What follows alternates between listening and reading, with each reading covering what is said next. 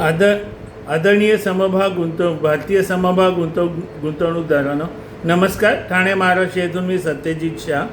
आजचा माझ्या ELM अथवा म्हणजेच इक्विटी लिटरसी मिशन अथवा मराठीमध्ये समभाग गुंतवणूक साक्षरता मोहीम याद्वारे जे मी अनेक मराठी लोकांना समभाग गुंतवणुकीविषयी जे अज्ञान आहे अथवा चुकीचं ज्ञान आहे त्याबद्दल सज्ञान करण्याचा प्रयत्न करतो. त्यातला आजचा हा एक प्रयत्न आहे.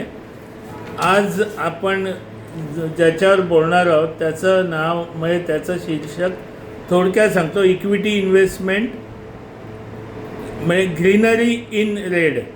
कसं आहे ना, आज दिवसभरात अंदाजे S&P BSE सेन्सेक्स हा -150 पर्यंत खाली गेला होता. पण त्याच वेळेला दिवसभरात माझे जे मी शोधलेले 2 समभाग आज 52 वीक हायला गेलेले. त्याचप्रमाणे अंदाजे 15 ते 20 अथवा जास्त पण असतील समभाग हे हिरव्या रंगात त्याचा भाव दिसत होता.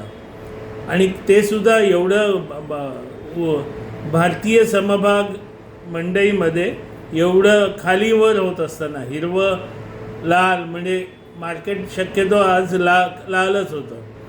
आणि अजून एक महत्त्वाचं सांगायचं की काल रात्री मध्यरात्री अथवा आज पहाटे मला एक समभाग मी शोधून काढला आणि लगेचच ठरवलं की आज घ्यायचं. सकाळी घेतले मी आणि मला सांगायला आनंद होतो दिवसभरात तो अधिक 2.70% वाढला होता. तेव्हा भारतीय समभाग गुंतवणूकदारांनो, हे असं समभाग मंडई खाली कोसळल्यावर घाबरून जाण्याचा काही अर्थ नाही. आजचा ह्या व्हिडिओचा थोडक्यात अर्थ सांगतो, ज्याला इंग्रजीमध्ये मोराल म्हणतात. जर आपण नेहमीच फंडामेंटली स्ट्रॉंग समभाग विकत घेतले तर हे समभाग पडताना खूप हळू पडतात आणि बाकीचे जे म्हणजे फंडामेंटली स्ट्रॉंग नसलेले पटकन पडतात.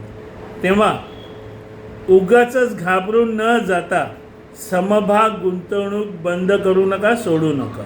जय हो.